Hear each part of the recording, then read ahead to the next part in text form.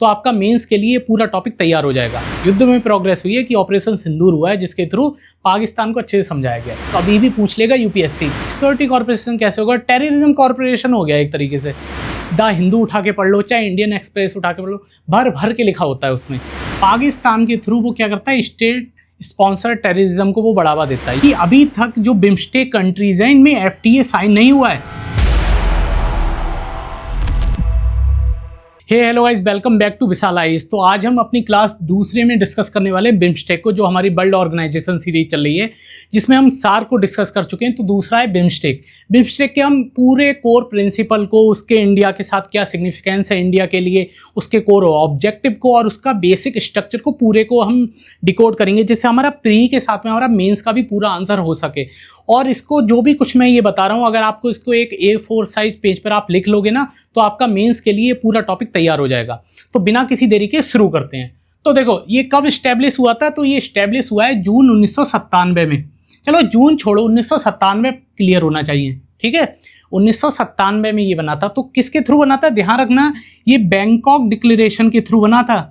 वो काठमांडू डिक्लेरेशन भी दे देगा यार, वो ढाका डिक्लेरेशन भी दे देगा, दिल्ली डिक्लेरेशन भी दे देगा। कहेगा दिल्ली नहीं, लेकिन ढाका या काठमांडू दे देगा।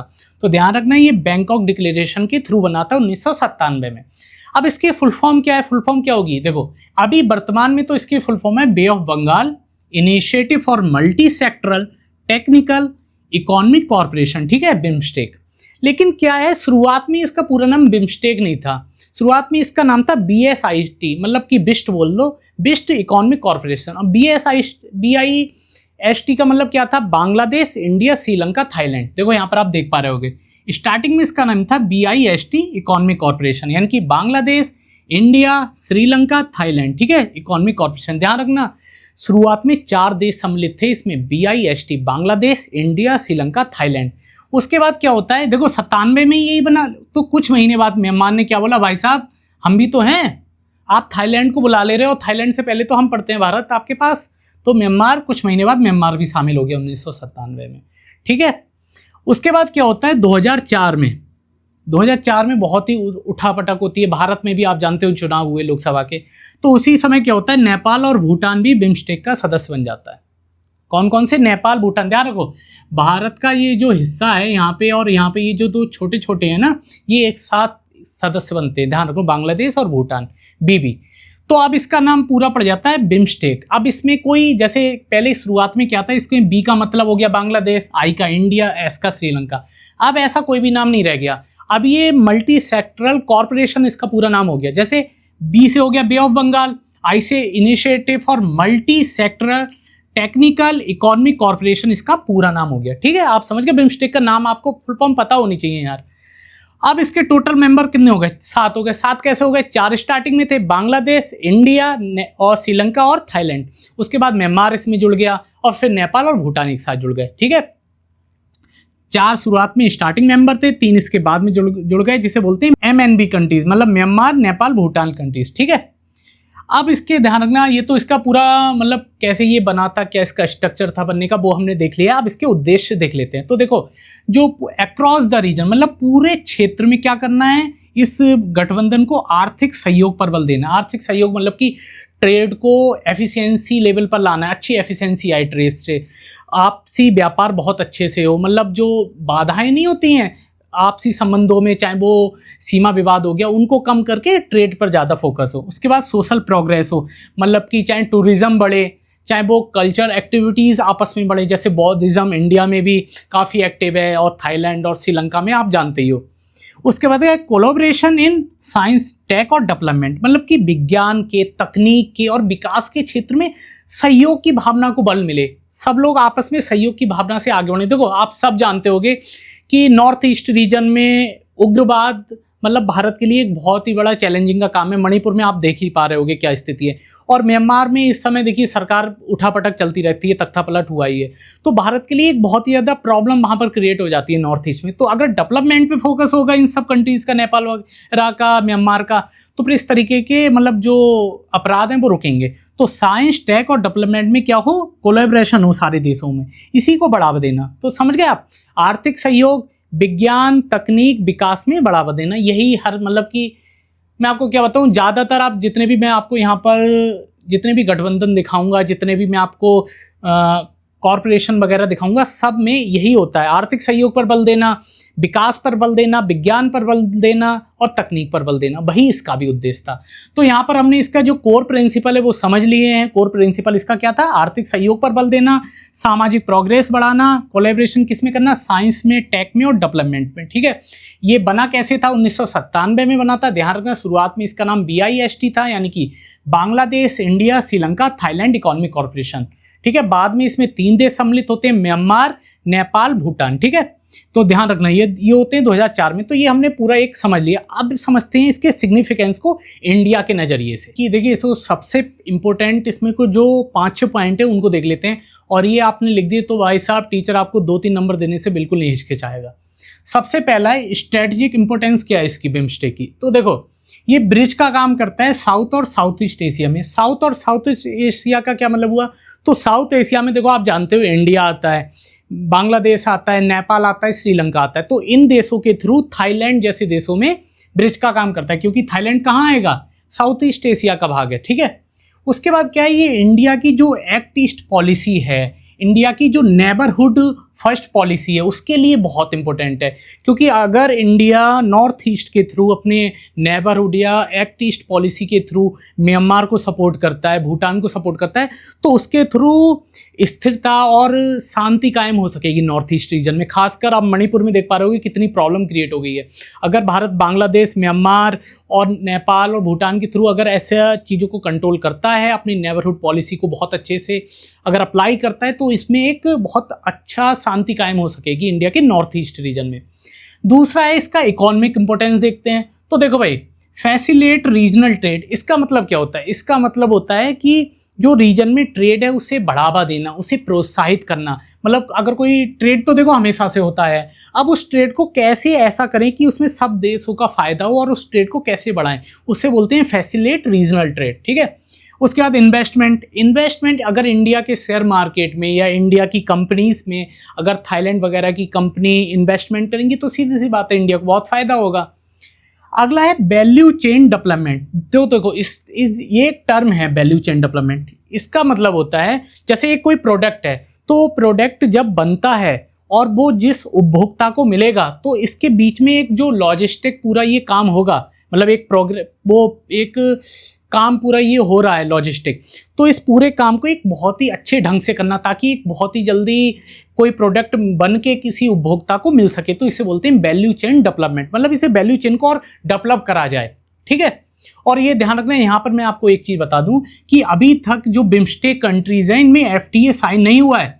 वैसे 2004 में FTA की शुरुआत तो हो चुकी थी, मतलब बातचीत शुरू हो गई थी और एक एग्रीमेंट भी हुआ था स्टार्टिंग में, लेकिन अभी तक ये मतलब 2025 आ गई है यार, मतलब 21 साल हो गए अभी तक FTA साइन नहीं हुआ है। ये एक निराशा झलकाता है। चैलेंजिंग अभी पढ़ेंगे तो उसमें मैं इस चीज़ को बहुत अच्छे से क्लियर करूंगा। अभी अगला देख लेते हैं, जो सिक्योरिटी कॉर्पोरेशन है उसको देखते हैं अब हम। तो देखो बिम्स्टेक DM एक्सरसाइज करता है, यानी कि इसका मतलब होता है डिजास्टर मैनेजमेंट एक्सरसाइज।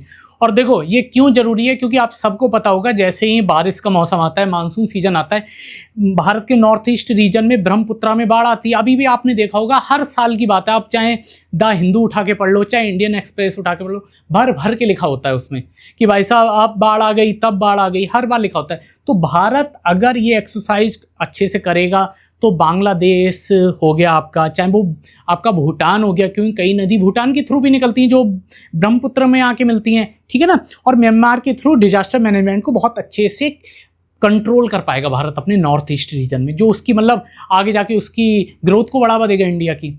अगला क्या है, इसके देखते हैं आप एनर्जी और क्लाइमेट कॉर्पोरेशन को, मतलब कि ऊर्जा और पर्यावरण से संबंधित जो भी चीज़ें उसको देखते हैं। तो देखो बिम्स्टेक एनर्जी सेंटर कहाँ पर है, ये भी ध्यान रखना भाई साहब, ये बेंगलोर में स्थापित हुआ है। कहाँ पर हुआ है? बिम्स्टेक एनर्जी सेंटर बेंगलोर में स्थापित हुआ है, कभी भी पूछ लेगा यूपीएससी। अब इसका काम क्या है, ये एनर्जी ग्रिड प्लानिंग करता है, ठीक है, एनर्जी ग्रिड प्लानिंग। और क्या है, ये ज्वाइंट क्लाइमेट एफर्ट लगाता है। ध्यान रखना बहुत ही इंपॉर्टेंट है कि बिम्स्टेक एनर्जी सेंटर बेंगलोर में खुला हुआ है, ठीक है, इसको एक वेरीफाई और करना है इसको। अगला पॉइंट है नॉर्थ ईस्ट कनेक्टिविटी, जो इंडिया की सबसे मतलब इंडिया अगर म्यांमार में अगर थाईलैंड में इंटरेस्ट दे रहा है तो क्यों दे रहा है भैया, नॉर्थ ईस्ट की वजह से दे रहा है अपने। तो देखो इंडिया डेवलप सितवे पोर्ट, ये ध्यान रखना, इंडिया म्यांमार में सितवे पोर्ट को डेवलप कर रहा है, जिसके थ्रू क्या हो कि इंडिया के बांग्लादेश के पोर्ट पर डिपेंडेंसी कम हो, सबसे पहली चीज़ है। इसके बाद क्या है, BBIN मोटर व्हीकल एग्रीमेंट हुआ है इन कंट्रीज में, जिसमें BBI का मतलब बांग्लादेश, भूटान, इंडिया और नेपाल के बीच एक मोटर व्हीकल एग्रीमेंट हुआ है। ये ध्यान रखना बहुत इंपॉर्टेंट है, ये नॉर्थ ईस्ट कनेक्टिविटी के लिए। इसके साथ में एक IMT हाईवे भी है। IMT का मतलब क्या होगा, इंडिया म्यांमार थाईलैंड हाईवे बनना है, जिसके थ्रू क्या होगा, जो सिलीगुड़ी कॉरिडोर है उस पर निर्भरता कम होगी, जिसको चाइना और यहाँ तक कि अब बांग्लादेश भी पैदा हो चुका है जो ये बोल रहा है कि भैया सिलीगुड़ी कॉरिडोर से काट दो इंडिया को, नॉर्थ ईस्ट रीजन को अलग कर दो। तो इंडिया इस पर पहले से काम कर रहा है यार। IMT India Myanmar Thailand highway को पहले से ही क्लियर कर लेगा, तो क्या होगा कि हमारी सिलीगुड़ी कॉरिडोर पे निर्भरता कम होगी और हम बांग्लादेश को अच्छे से कंट्रोल कर पाएंगे कि वो चाइना के साथ ना मिल पाए। अगला पॉइंट है जियोपॉलिटिकल इन्फ्लुएंस इंडिया का बढ़ाना। देखो पीयूष गोयल साहब ने अभी कुछ दिनों हाल ही में पहले कहा था कि जो ये कुछ कंट्रीज़ हैं, थाईलैंड, कंबोडिया वगैरह भी है, वियतनाम वगैरह हैं, ये बांग्लादेश वो चाइना की B टीम के थ्रू काम करती हैं। तो इसमें चाइना का इन्फ्लुएंस बहुत अच्छा खासा है, ये हम सब जानते हैं। तो इसमें अगर इंडिया यहाँ पर एक बड़े भाई होने के नाते अगर अपनी अप्रोच को और आगे बढ़ाएगा तो इंडिया का इंडो पैसिफिक रीजन में एक इन्फ्लुएंस बढ़ेगा, जिससे जियोपॉलिटिकल इंडिया को बहुत ज़्यादा लाभ होने वाला है। समझ पा रहे हो आप? तो यहाँ पर आप समझ पा रहे हो कि ये सिग्निफिकेंस फॉर इंडिया बिम्स्टेक के लिए कौन कौन से स्ट्रेटेजिक इंपोर्टेंस आप समझ गए क्या है भाई। ब्रिज है एक साउथ ईस्ट एशिया के बीच में, ठीक है। इंडिया की एक्ट ईस्ट पॉलिसी के लिए, नेबरहुड पॉलिसी के लिए बहुत जरूरी है। इकोनॉमिक्स इंपोर्टेंस आप समझ गए कि भाई फैसले रीजनल ट्रेड को ये बढ़ावा देगा, ये इन्वेस्टमेंट को बढ़ावा देगा, ये वैल्यू चेन को डेवलप करेगा। और ये ध्यान रखना इसमें FTA साइन नहीं हुआ है। अगला देखते हैं सिक्योरिटी कॉर्पोरेशन। तो आप सबको पता होगा डिजास्टर मैनेजमेंट एक्सरसाइज करता है बिम्स्टेक, तो उसके थ्रू भारत के नॉर्थ ईस्ट जो राज्य हैं उसको बहुत अच्छे से बल मिल पाएगा और उनमें मतलब कि बाढ़ वगैरह के हालात, फ्लड के ज़्यादा हालात नहीं बनेंगे। उसके बाद अगला सेक्टर है जिसमें बिम्स्टेक और मतलब आपसी सहयोग करते हैं देश, तो वो है एनर्जी और क्लाइमेट। इसमें क्या है, बिम्स्टेक एनर्जी सेंटर कहाँ है, बेंगलोर में है। इसका काम क्या है, ये एनर्जी ग्रिड प्लानिंग करता है और क्लाइमेट एफर्ट्स लगाता है, ध्यान रखना। अगला क्या है, नॉर्थ ईस्ट कनेक्टिविटी के लिए बिम्स्टेक बहुत जरूरी है इंडिया के लिए, क्योंकि इंडिया म्यांमार में सितवे पोर्ट को डेवलप कर रहा है एंड इसी के साथ में उसने बांग्लादेश हो गया, भूटान हो गया, इंडिया और नेपाल के बीच मोटर व्हीकल एग्रीमेंट भी कर चुका है। इसके साथ में IMT हाईवे बना चुका है, यानी कि इंडिया म्यांमार थाईलैंड हाईवे भी बनना है, जिससे सिलीगुड़ी कॉरिडोर पे निर्भरता कम होगी। उसके बाद इंडिया का जियोपॉलिटिकल इन्फ्लुएंस बढ़ाने के लिए इंडिया को इंडो पैसिफिक रीजन में अपनी और ज़्यादा पहुंच बढ़ानी होगी, वो बिम्स्टेक कंट्रीज के थ्रू, चाहे वो थाईलैंड हो गया, चाहे वो म्यांमार हो गया, चाहे वो श्रीलंका हो गया, इनके थ्रू इंडिया को बढ़ाना पड़ेगा। तो ये आप सिग्निफिकेंस समझ पाए इंडिया के लिए। अब हम देख लेते हैं इसकी सार्क से तुलना कि किस तरीके से सार्क और बिम्स्टेक में अंतर है। तो देखो सार्क की सबसे बड़ी प्रॉब्लम क्या रही, सार्क की प्रॉब्लम रही कि वहाँ पर देखो पाकिस्तान के थ्रू वो क्या करता है, स्टेट स्पॉन्सर टेररिज्म को वो बढ़ावा देता है। ये आप सबको ही पता होगा कि वो स्टेट स्पॉन्सर टेररिज्म, चाहे वो अभी हाल में आपने देखा होगा पहलगाम अटैक हुआ, उससे पहले भी 2019 में भी वो अटैक करवा चुका है। तो यार इसके थ्रू कैसे प्रोग्रेस हो सकती है, प्रोग्रेस नहीं हो सकती। पाक स्टेट स्पॉन्सर टेररिज्म, ये लाइन ध्यान रखना। उसके बाद क्या है, लिमिटेड प्रोग्रेस हुई। लिमिटेड प्रोग्रेस कैसे हुई कि लास्ट मीटिंग 2014 में हुई है, ठीक है ना। 2025 आ गया यार, 11 साल हो गया। अब बताओ प्रोग्रेस कैसे होगी। एक तरफ तुम आतंकवाद को बढ़ावा दोगे, दूसरी तरफ तुम कह रहे हो कि भाई प्रोग्रेस, हाँ युद्ध में प्रोग्रेस हुई है कि ऑपरेशन सिंदूर हुआ है, जिसके थ्रू पाकिस्तान को अच्छे से समझाया गया। अगला है कि मिनिमम सिक्योरिटी कॉर्पोरेशन है। या सिक्योरिटी कॉर्पोरेशन कैसे होगा, टेररिज्म कॉर्पोरेशन हो गया एक तरीके से।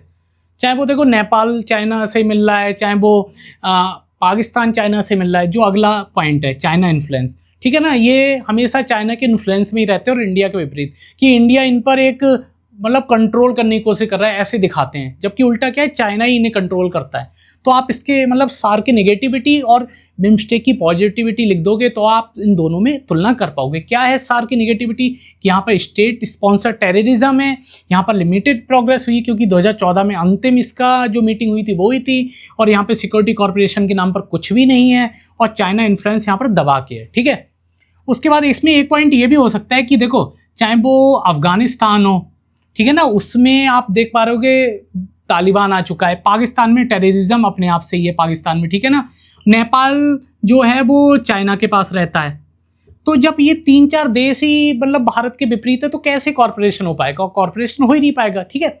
अब हम देख लेते हैं बिम्स्टेक के बारे में। तो देखो सबसे पहले तो यार BBIN वहाँ पर एग्रीमेंट हुआ है। BBIN मतलब Bangladesh, Bhutan, India and Nepal motor vehicle agreement हुआ है। उसके बाद क्या है, IMT हाईवे का निर्माण हो रहा है, इंडिया म्यांमार थाईलैंड हाईवे बनना है, जिसके थ्रू क्या होगा, इंडिया की प्रोग्रेस बहुत अच्छी होगी और उन देशों की भी होगी इंडिया के में। उसके बाद क्या है, FTA पर अभी फ्रेमवर्क बनना है, मतलब बना नहीं है, लेकिन कुल मिला के इसके मुकाबले देखो ना यार, FTA साइन होने की बातें हो रही हैं, कितनी बड़ी बात है यार। अगर हम इकोनॉमिक कॉर्पोरेशन के थ्रू देखें तो इसमें क्या इंडिया मेन भूमिका निभा रहा है, किसके थ्रू आपको पता होगा, बिम्स्टेक एनर्जी सेंटर बेंगलोर में खुल रहा है, तो उसके थ्रू क्या है इंडिया मेन भूमिका निभा रहा है बिम्स्टेक में। उसके बाद क्या है, सिक्योरिटी और मैरीटाइम कॉर्पोरेशन, अब बे ऑफ बंगाल है तो फिर आप मैरीटाइम कॉर्पोरेशन को तो बढ़ावा दिया ही जाएगा, एंड सिक्योरिटी, डिजास्टर मैनेजमेंट, क्योंकि देखो बे ऑफ बंगाल में आप जानते हो कि अरब सागर के मुकाबले ज़्यादा चक्रवात आते हैं, तो यहाँ पर यार डिजास्टर मैनेजमेंट एक बहुत ही बड़ी एक चैलेंज सारे देशों के सामने हो जाता है, चाहे वो बांग्लादेश हो, चाहे वो म्यांमार हो, चाहे वो इंडिया हो, तो ये एक इस पर भी काम कर रहे हैं सारे देश मिलके। इस वक्त क्या है, इंडिया की जो नॉर्थ ईस्ट ग्रोथ है उसके लिए बहुत बड़ा इंपॉर्टेंस है, क्योंकि इंडिया सितवे पोर्ट डेवलप कर रहा है म्यांमार में, क्योंकि सारी डिपेंडेंसी जो बांग्लादेश में है नॉर्थ ईस्ट रीजन के थ्रू, ठीक है ना, वो डिपेंडेंसी कम हो, क्योंकि अभी आपको हाल ही में ध्यान होगा जो बांग्लादेश के इस समय मतलब सब कंट्रोल कर रहा है इंसान जो, वो उसने ये बोला कि यार इंडिया का जो नॉर्थ ईस्ट रीजन है उसके हम ही मतलब वो हैं कंट्रोलर, उसने बोला था, मैं यहाँ पर लगा भी दूंगा आपके लिए स्क्रीन पर, उसने ये बोला था। तो अगर सितवे पोर्ट डेवलप हो जाता है तो चाइना जैसा बच्चा, वो बांग्लादेश जैसा बच्चा चाइना के इन्फ्लुएंस में आके हमसे कुछ बोल ही नहीं पाएगा। तो यहाँ पर आप समझ पाए सार्क की नेगेटिविटी और बिम्स्टेक की पॉजिटिविटी को मिला दोगे तो दोनों की एक आलोचनात्मक, क्रिटिकली एनालाइज कर सकोगे दोनों की तुलना को, ठीक है। ये तो सारी बात हो गई बिम्स्टेक की, किस तरीके से बिम्स्टेक ग्रो कर रहा है। अब देख लेते हैं बिम्स्टेक के भी सामने क्या चैलेंजेस हैं। कुछ चैलेंजेस को देखना बहुत जरूरी होता है और वो हर मतलब गठबंधन के सामने होते हैं, तो बिना किसी देरी के उसे भी देखते हैं।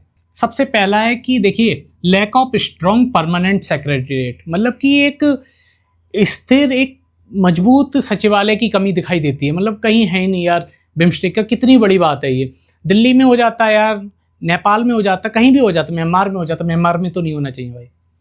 उसके बाद क्या है, स्लो प्रोग्रेस है इकोनॉमिक अगर फ्रेमवर्क में देखें, जैसे कि देखो यार करीबन 2004 में पहले बार एग्रीमेंट पर बात हुई थी FTA पे, और 2025 आ गया, 21 साल हो गए, अभी तक FTA साइन नहीं हुआ है।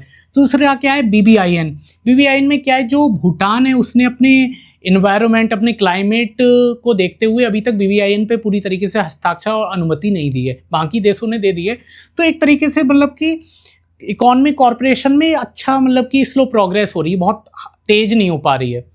अगला पॉइंट है पॉलिटिकल इनस्टेबिलिटी, जैसे कि आपको पता ही होगा म्यांमार में तख्ता पलट हो चुका है, श्रीलंका में भी तख्ता पलट हो चुका है। जब ऐसे तख्ता पलट होता रहेगा यार आसपास के देशों में, तो इंडिया किस तरीके से ग्रो कर पाएगा इन देशों के साथ मिलकर। इंडिया की भी ग्रोथ में ये रुकावट साबित होंगे ये देश, ठीक है ना। उसके बाद अगला पॉइंट है अनइक्वल मेंबर कमिटमेंट। इसका मतलब हुआ कि देखो कुछ देश हैं उसके लिए आसियान, समझ पा रहे हो आप, जो आसियान ग्रुप है वो उनके लिए इम्पोर्टेंस है बिम्स्टेक से ज़्यादा, कुछ के लिए सार्क है, आप समझ पा रहे हो, तो कुछ के लिए बिम्स्टेक है। मतलब हर किसी के लिए अलग उद्देश्य से वो हर किसी को अलग प्राथमिकता दे रहा है, मतलब बिम्स्टेक सबके लिए एक प्राथमिकता नहीं है, तो जिसको बोलेंगे अनइक्वल मेंबर कमिटमेंट। तो ये 4 पॉइंट है, ये ध्यान रखना, ये चैलेंजेस हैं। सबसे पहला lack of strong permanent secretariat, दूसरा है स्लो प्रोग्रेस, जैसे कि FTA के थ्रू हो गया, 21 साल हो गए अभी तक साइन नहीं हुआ है, BBIN के थ्रू हो गया, ठीक है ना, जिसमें भूटान ने अभी तक सहमति नहीं दी है। पॉलिटिकल अनस्टेबिलिटी है, चाहे वो आप श्रीलंका में ले लो, चाहे वो म्यांमार में ले लो, बहुत बुरी तरीके से हुई थी, जिसका पूरा असर भारत के व्यापार और ट्रेड पर भी पड़ा है। इसके बाद क्या है, अनइक्वल कमिटमेंट है मेंबरों के, मतलब कोई आसियान को प्रायिकता देता है, प्राथमिकता देता है, कोई देता है सार्क को, तो कोई देता है बिम्स्टेक को, एक को क्लियर होके नहीं दे पा रहे हैं, जो बिम्स्टेक के लिए एक रुकावट साबित हो रही है। तो यहाँ पर आप सारे पॉइंटों को देख पाए होगे, मैंने कहाँ से बिम्स्टेक शुरू हुआ, बैंकॉक डिक्लेरेशन के थ्रू 1997 में, उसके थ्रू से लेकर उसके बिम्स्टेक के चैलेंजेस तक हमने सब कुछ को देखा है। चाहे वो सार्क से इसकी आप तुलना देख लो, चाहे वो आप इंडिया के लिए इसकी सिग्निफिकेंस देख लो, हर किसी को हमने अच्छे से यहाँ पर डिस्कस करा है, और एक मेंस का आंसर बहुत अच्छे से आप इस पर लिख पाओगे। यहाँ तक कि प्री में भी अगर कोई फैक्ट पूछता है तो वो फैक्ट आपको पता होगा, चाहे वो म्यांमार का सितवे पोर्ट ले लो, इंडिया डेवलप कर रहा है। तो आई होप आपको ये वीडियो पूरी पसंद आई होगी, जो वर्ल्ड ऑर्गेनाइजेशन सीरीज है जिसकी क्लास दूसरी है ये। इससे पहले मैंने सार्क की वीडियो बनाई है, एंड नेक्स्ट में अगली वीडियो बनाऊंगा। तो बिना किसी देरी के अगर आपको वीडियो पसंद आई हो तो यार प्लीज़ लाइक करो, एक अच्छा सा कमेंट करो, और अगली वीडियो में मिलते हैं, तब तक के लिए नमस्कार।